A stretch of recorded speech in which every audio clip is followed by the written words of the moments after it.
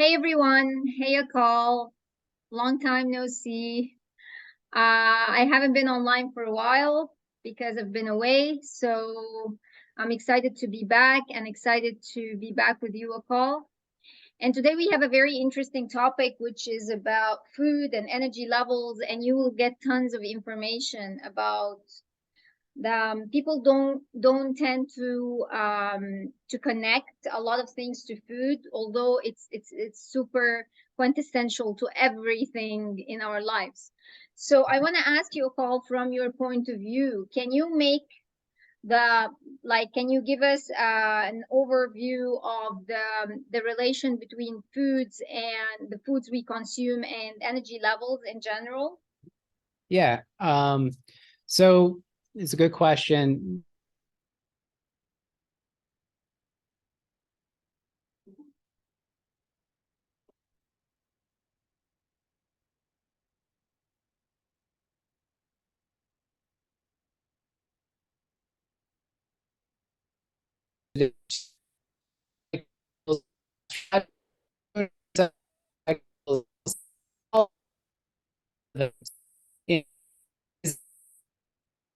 It looks like you've dropped out.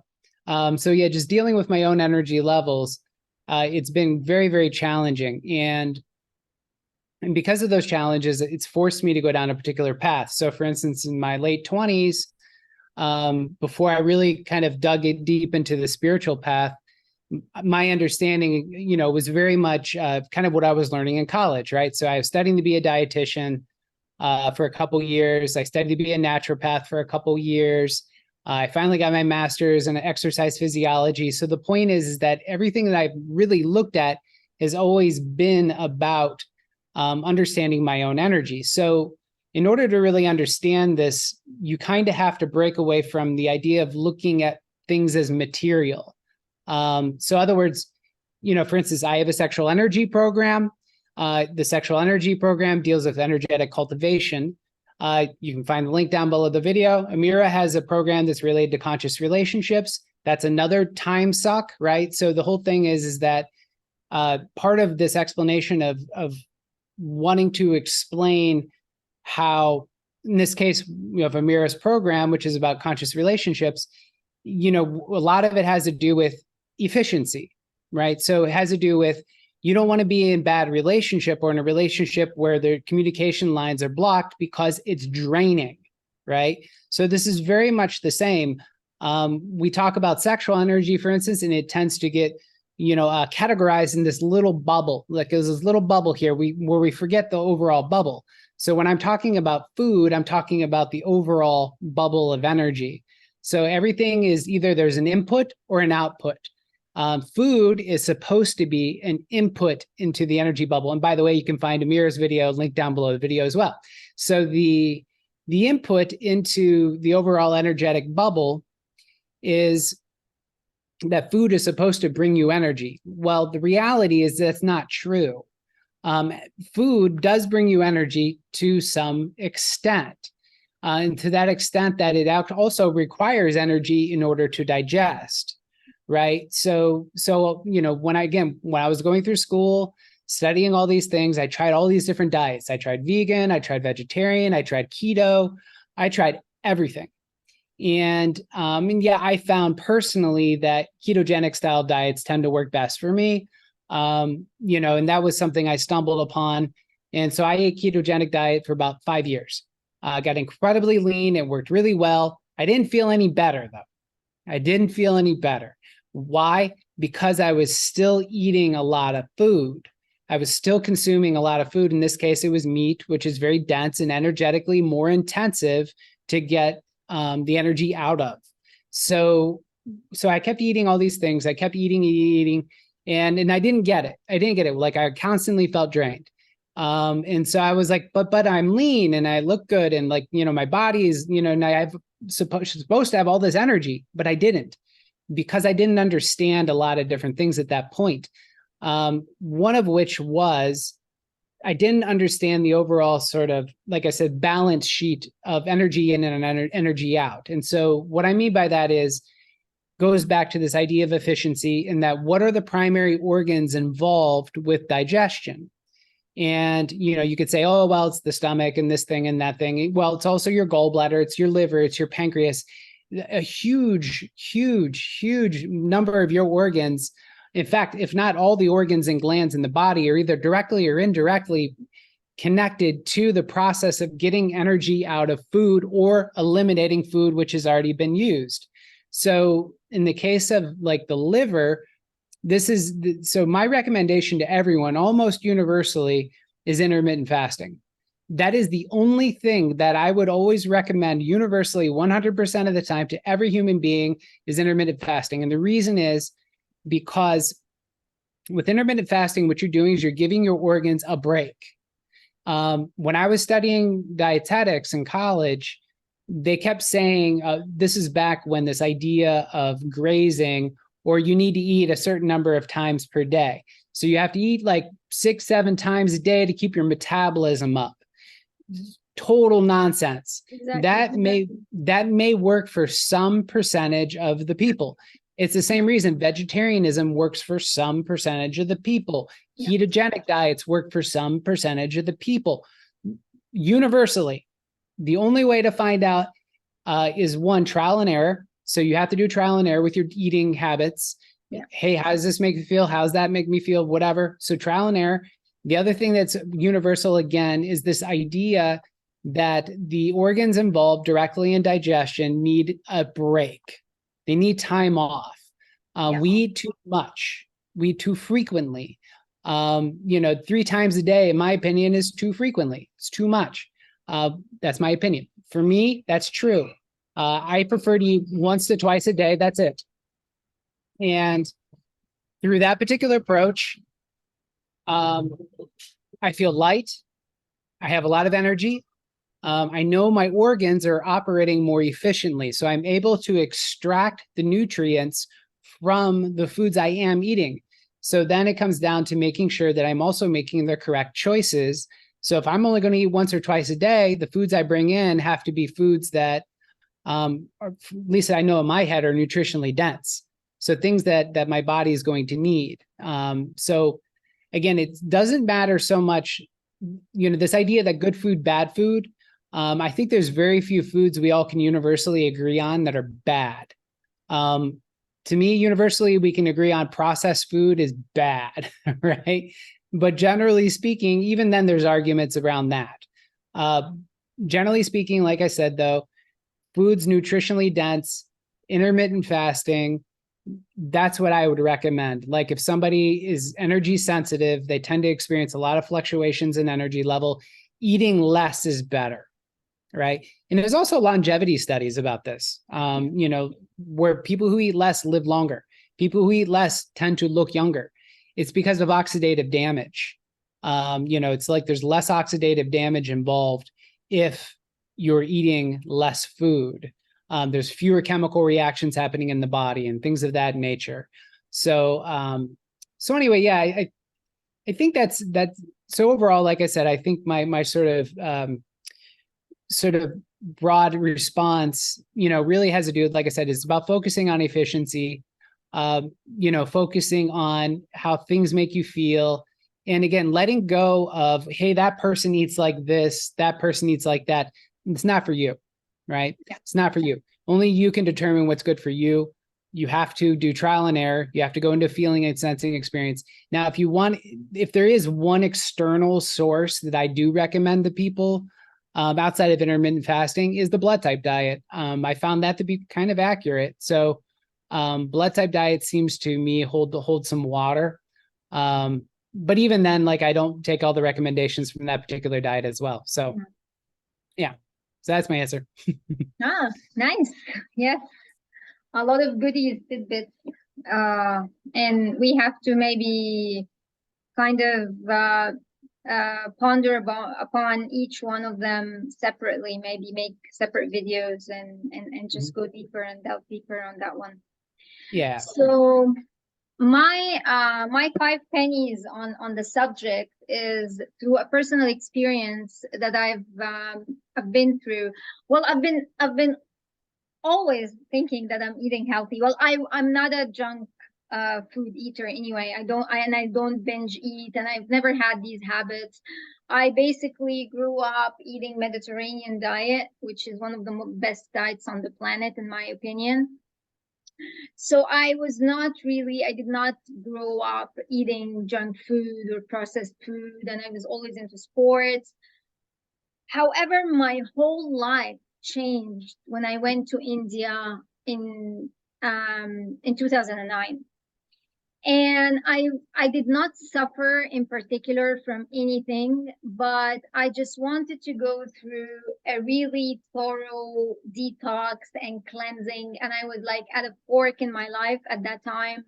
I had so many decisions to make. I was like in a relationship that I didn't know if it was like I should continue or I should like quit.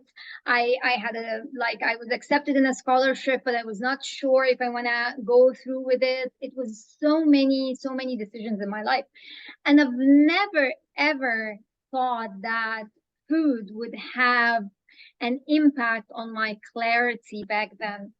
And I had a very good friend from India, and I told him, listen, I don't want to go through one of these luxury spas and have a Western experience. I want to really have a local experience to Ayurveda and naturopathy.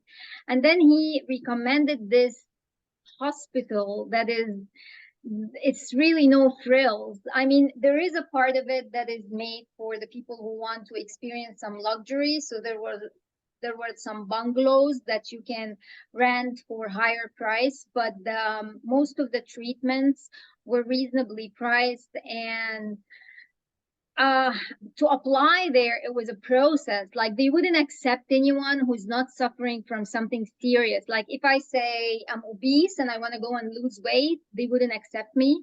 But if I say I'm insomniac and I suffer from stress, they might take me because it was incredible the amount of people and the demand on that hospital because it's very popular among Indians who are living in the West, who are living in Canada and Australia. I met all kinds of Indians there. Believe it or not, I was the Mm. only foreigner, and they were shocked. How did I have access to that place? And that place changed my life forever. First, Mm. I was underweight. They told me I was underweight. Oh. Second, I was the minute they took caffeine and sugar from my diet, because I was not eating tons of sugar, but I was eating sugar. I love pastries, and since I was not really overweight, so I gave myself always the liberty to eat whatever I want. Since I train and I burn, it was not an issue for me. So I always ate whatever I want, within the limit. And but the minute, and I was always starving at the beginning. The first 4 days, they were torture for me. I kept going to my doctor and said, give me more food. I don't want to lose weight, man. Who said I want to lose weight? I'm underweight. And then it's not about that, a call. The clarity that came from not eating any sugar, no Mm. spices whatsoever, no caffeine, sleeping at 9 p.m. tops, waking up at 5 a.m., all these enemas that I've done. Also, something incredibly mind blowing is I I am an athlete, and I've never really paid attention to my menstrual cycle. I would maybe rest one day and train, the other days. And I was doing kickboxing vigorously, and I was doing MMA, and I was doing rowing, and I was doing all kinds of stuff while I am in my menstrual cycle. I might maybe because mine was not that drastic, and I did not think that my life should stop because I have my periods or I'm on my menstrual cycle. And this is a myth. This is Mm. nature giving women liberty to take a break. You should honor your body at that time. Because when I started later on studying folk medicine, Ayurveda, traveling to all the corners of the world, to sit with the women and talk about what do they do to stay healthy, and studying sexual energy from a Taoist perspective and from tantric perspective. Actually, women lose energy during menstruation, not when they ejaculate or orgasm. Life force energy is after giving birth and during menstruation. This is where women lose life force energy. So we really need to rest. So now I walked into this facility. Of course, laptops were not allowed. Your phone was not allowed. You have to keep your phone. Laptops are not allowed in the facility at all. They will take it, the security will take it from you. They search your bags literally to see if you have any treats or candies or sweets. They were very adamant about what they are doing. They were very strict. And I walked in and I got my period 2 hours later, and they put my whole program on hold. They put me on hot packs and ice packs, and they said you need to rest for at least 3 days and massages. And for me, this was a foreign and alien concept that I should rest because I have my menstrual cycle. My life should go on normal because this is what I've learned. But what I'm saying is, what really blew my mind and made me want to go and study Ayurveda religiously, and want me to go and study folk medicine and see how people stay healthy, is the clarity that I needed not to ask anybody outside myself about any decisions, because I had the clarity to make my own decisions. When you choose your food, when you cut down on carbs, and of course it was a vegetarian diet, and I am like you. I tried every single diet on the planet, and not only intermittent fasting, which is also I follow. I also tried for long years dry fasting, so even without water.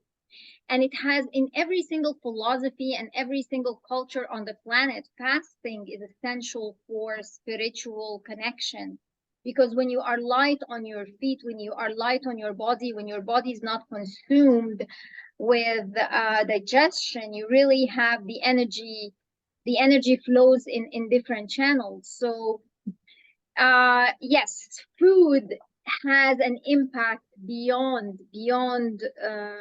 what we can think of, and it's not only about energy levels. I would say definitely about clarity. Like after 4 days of eating vegetarian, no carbs, no sugar, no caffeine, oh my God, the amount of clarity I had. So yes, I totally agree with that.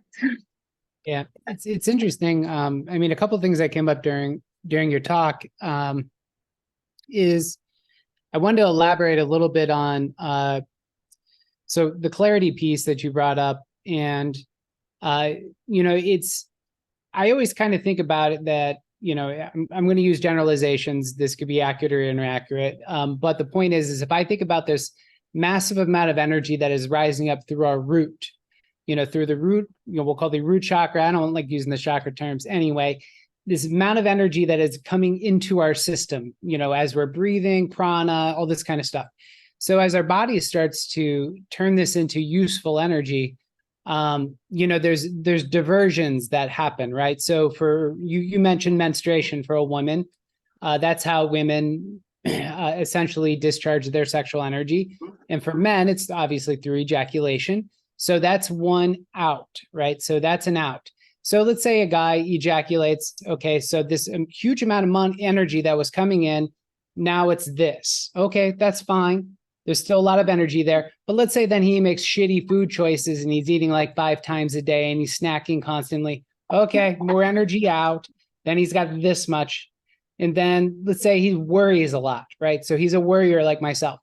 Okay, this amount of energy going out. So he's down to this. And then whatever other things, he's stressed, he's not sleeping well. There's just a trickle of energy that makes it up to the higher glands, right? So this trickle, this tiny, tiny little bit of energy that makes it to the higher glands is one of the reasons why, brain fog exists. One of the reasons why people get so fuzzy. And it's, and again, it's why I, just as you experienced, when I'm fasting, where I eat once a day, well, the mental clarity is amazing. It's amazing. And, and so the point, and so what I realized though is it's funny because I've experimented with foods. Like I'll eat a hamburger, which sounds like a really bad thing to eat, versus a salad. I have the same mental clarity after eating either one of those things. Both of them will make me feel heavy and bogged down. It's pretty much any food I put in my stomach will make me feel heavy and bogged down if I eat too much of it. It can be, it can be like, now if I eat just a little bit of the hamburger or a little bit of the salad, fine. It's a very small amount. It goes in my stomach. I don't feel so bogged down. But really what it comes down to again is, for me, at least it's the amount of time I'm not eating that's most important. And so I'm going to bring up the liver really quickly, just because I think this is useful information about the liver. So they say the seat of, and this is traditional Chinese medicine perspective, the seat of one's identity is actually the liver. And I remember pondering this because, that's not what you're told in any other system. That's very unique to traditional Chinese medicine.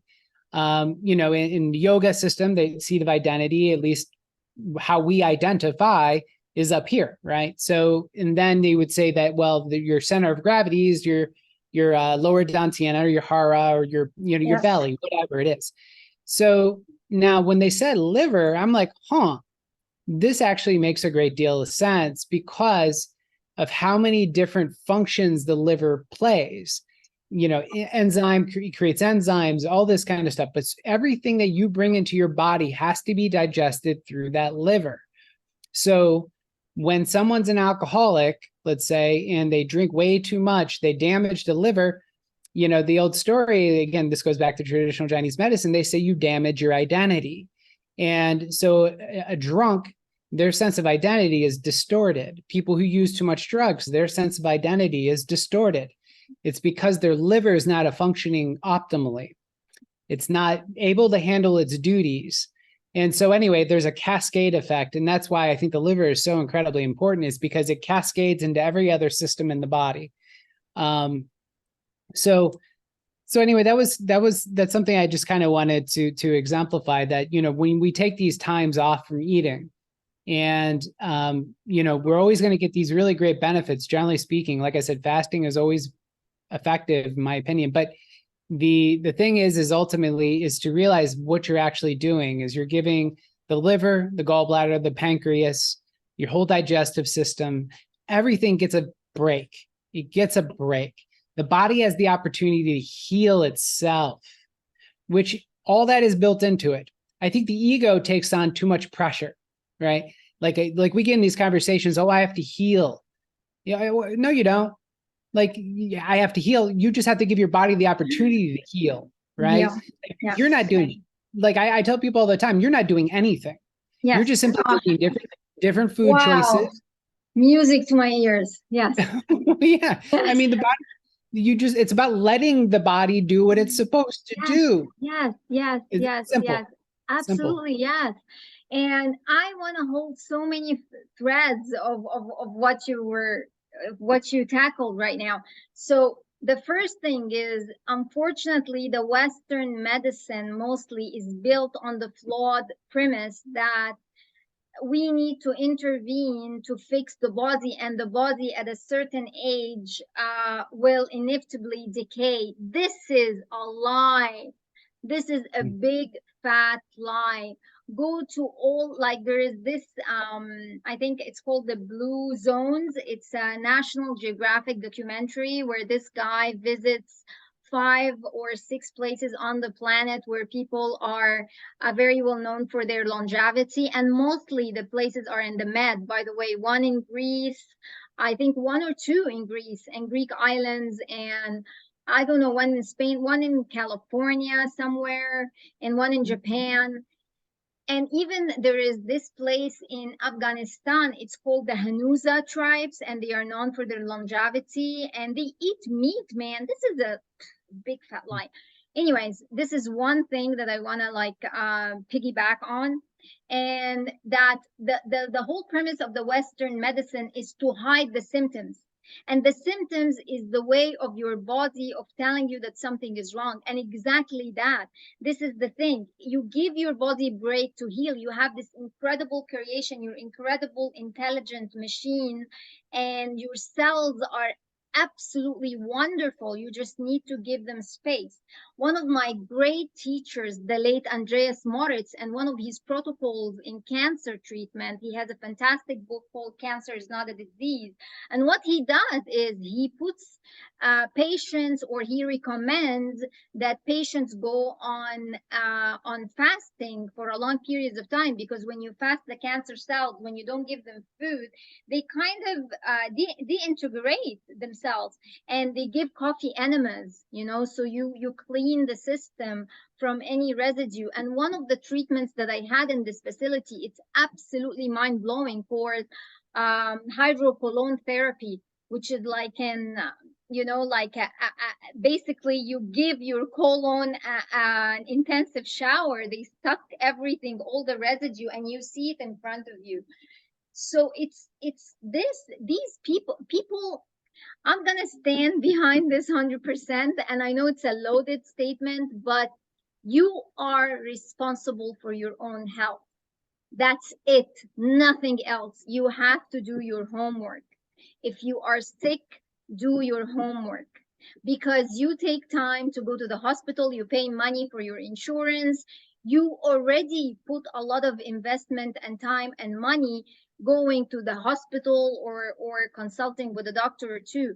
You need to do your own work. You need to research for yourself. You need to know what's good for you. Don't just trust somebody else giving you a pill. That's not good enough. If you want to take responsibility for your own health, you need to do your homework. That's, I mean, I wouldn't, I mean, I don't use Western medicine in total, only for few stuff, but I find everything I need to know in folk medicine and Ayurvedic medicine. So yeah, so you need to be responsible for your own health. Don't give the responsibility of your own health to anybody else. You have to do your research, you have to do your part. Don't be convinced if somebody tells you you're sick, or you have a chronic disease, or this has no cure.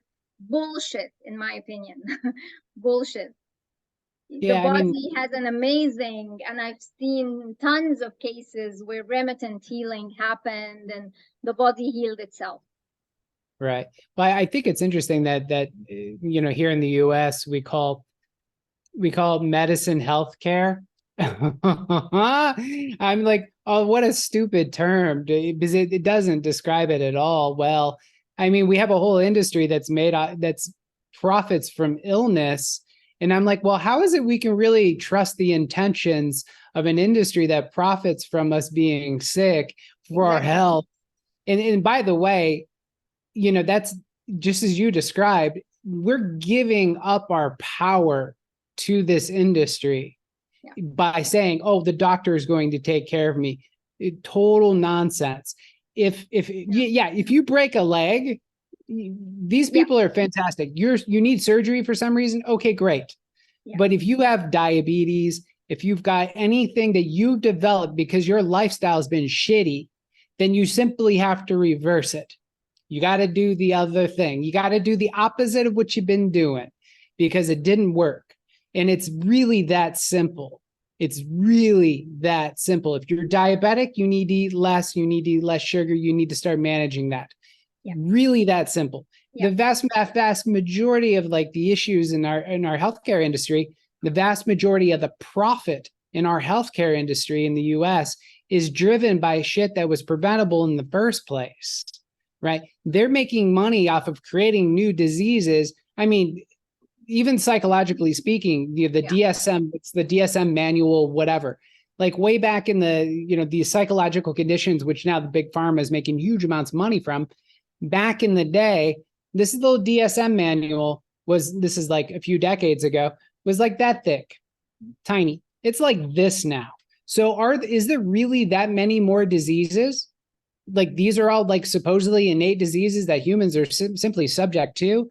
Or do they make new things up because every time they make something up, they can create a new drug that they can sell you and make billions of dollars? I don't know. I'm not going to make any assumptions, but I will tell you, an industry that profits from your illness has no interest in bringing you health, guaranteed. And So, even I would say, even if your doctor, even if your nurse has the best intentions for you, they don't have resources to take from, because the resource itself is flawed. The resource is flawed. The resource is basically mostly about the symptoms. I was working as an interpreter in the Canadian medical health for years, and I've seen that they have no interest of asking you about the cause of your illness. They just prescribe a pill for you to take, you know. So when I go to a homeopath, for instance, he asks me minimum of 75 questions.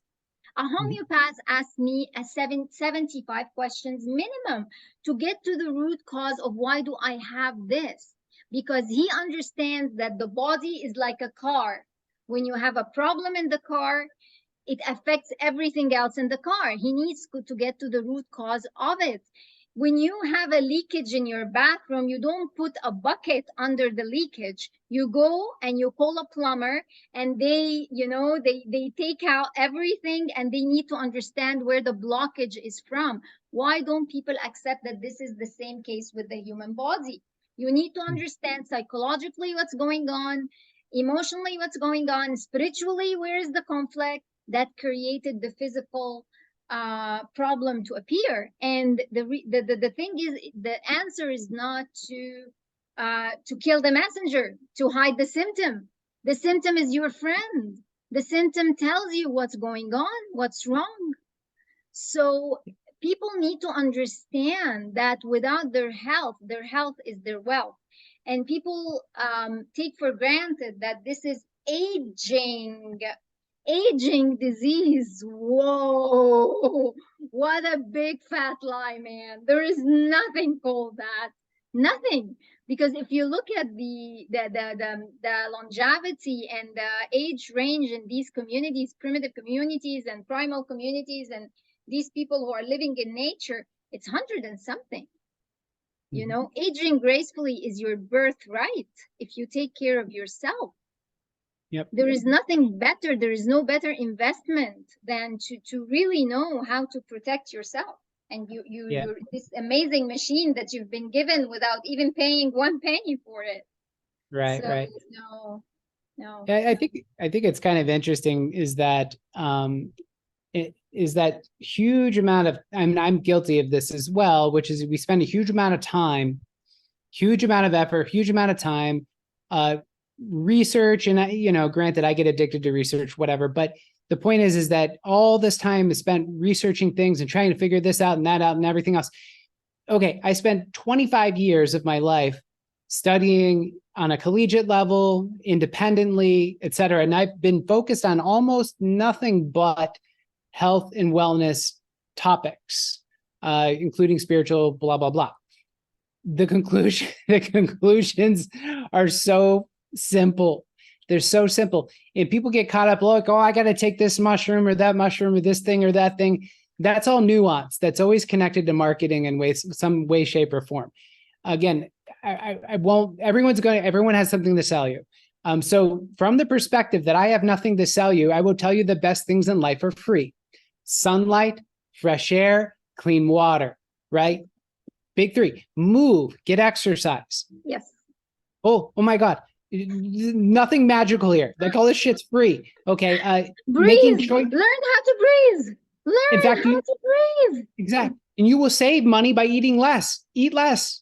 That's another really basic thing. So it really is the most fundamental things. If you want to have ideal health and wellness, these are the things you do. Yeah. Right. And then you can get nuanced about it, right? Like, oh, well, if I'm a guy, then I got to learn how to handle my sexual energy better. If you're a woman, then you learn how to rest during menstruation. Again, these kinds of things are nuances. But if you figure out sunlight, fresh air, exercise, again, making right choices when you're eating, you're good to go. I mean, frankly, that's it. Like you don't need all the supplements and all this thing and that thing. All that stuff is for nuance. So yeah. Take care of your mental health. Keep this clean also. Keep this clean. Learn how to to filter through your thoughts. And yeah, I mean, I could go on and on and on about this because I've seen so much, man. But I think we'll keep it sweet and short this time. It was a Great. good teaser, and we can Excellent. just yeah, we can just do more about this. So please, guys, if you're interested, uh leave us comments below these videos so we can make more of them. If you have questions, ask me or ask a call, and we would be happy to answer questions that you have about wellness and health and longevity and sexual energy. So knock yourself out. Yeah. Excellent. Well, again, Okay. thank you everyone for watching. Thank Appreciate it. you. And thank you, Akal. Thank you, Okay. Amira. Okay. Bye-bye. Bye.